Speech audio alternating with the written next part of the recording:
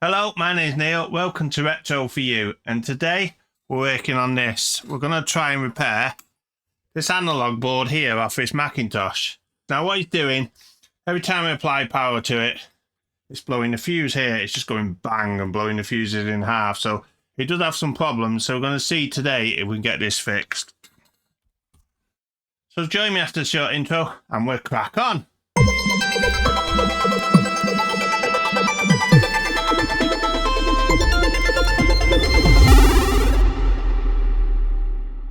So just before I start, I wanted to show you this. Now this, if you remember from a video before, is a Harlequin 128, which is a Spectrum clone. And yes, I built another one, but as usual, it doesn't work. It didn't work at all at the start, and I had to get an oscilloscope from a friend of mine and trace the clock signal back, and I managed to find the clock signal and get it to CPU, and then it sort of came on again and displayed a scrolling image again. So it's doing the same as the other one did. So this is still a work in progress, but I just wanted to show you that I haven't given in on the Harlequin. In fact, I built two now and they both got problems. So if you're going to build one of these 3H's, a word of warning, they're not that easy to get going. So we're not going to be doing that today. So what we're working on today is another Mac, and this is the analog board. Now this one, if you can see here, it's popping its fuse as soon as we turn the power on, this fuse goes bang. And so as soon as we turn this switch, it just blows this fuse. Now it also blew this thermistor here. So I changed this thermistor here. I think it's a thermistor anyway. And it's still doing the same thing. It's just blowing this fuse here. You can see there, it's all black. So the next thing we'll look at is this bridge rectifier here, which converts the AC to the DC.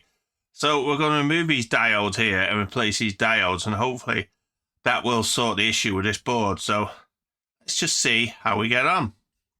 So the first thing we're going to do is remove these diodes, like I say here, and there's 4 of these, because I think that's where the problem is. So we'll just go around the back here. And we can tell this by, if you switch your meter to continuity mode, oops, I will show you. Yeah, CR22, I've got continuity that way, and also continuity that way. Now that isn't correct. It should only have continuity one way. It was this one. Okay, these operate like a valve basically, so they only allow one side. Again, the same. So the meter's playing up a bit. So we'll try these ones. That one actually looks okay. And this one. No, yeah, I think maybe those 2 at the bottom are okay, but we're going to change the whole lot anyway to get them done. So we'll take these out and see how we get on.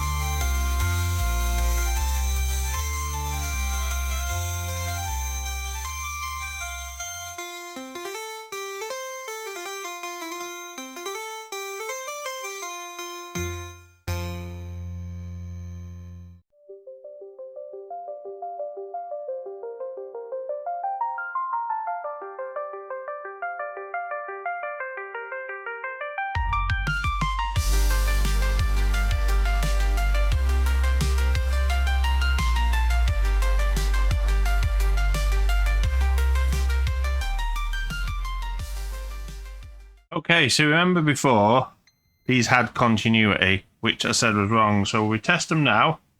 There you go. We got 601 that way.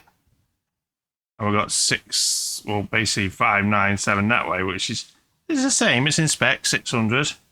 And we turn it the other way. Got 0, which is right. 0, which is right. Now the other one should be about the same spec, but obviously the way around. So we've got 0, 0. And we got 593. And how about the one way around? No, that one's not working. Oh, there you go. And 610. So very different readings to what we had before. So I'm pretty confident that's what the problem was. So what we need to do now, we need to change this fuse. What we're going to do, we're going to pull this fuse here, which you can just about see. Now you can see that fuse there is pretty blown. You see it's black inside and it's blown apart. So what we're going to do, we're going to get a 1.6 amp to stick it there. What we'll do, we'll stick that in. We'll see what happens. So there's a new fuse in place. Quite happy the way that just clipped in place. And we'll get this back together and see what happens. So this is a Mac in question. So hopefully this analog board is good now. Like I say, this is the analog board just repaired. So we're just going to get this back together and we'll see what happens.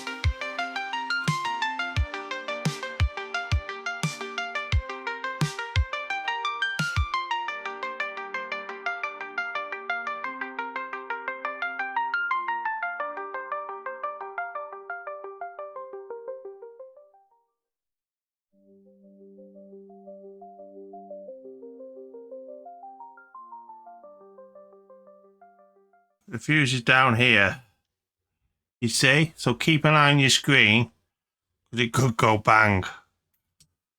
I'm a bit dubious about plugging this in. I always am with these bloody things. So we're going to add some power. So the power is plugged in. So are we ready for this?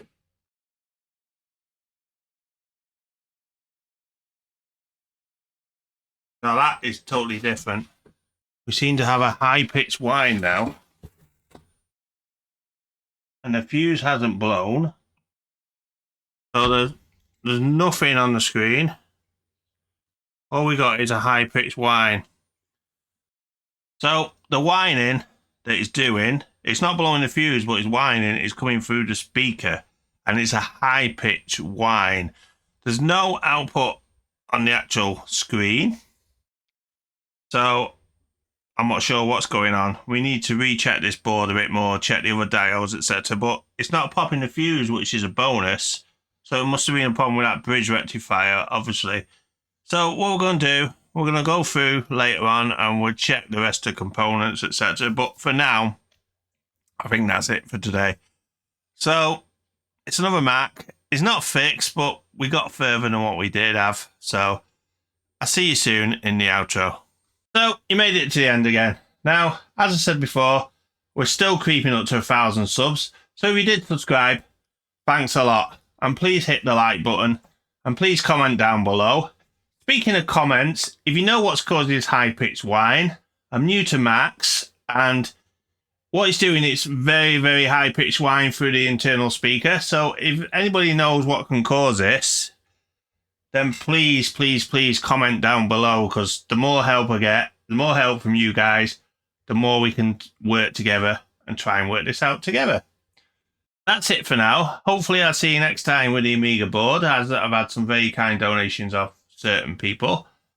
And I shall see you next time on Recto for You. Thanks a lot, guys. Bye!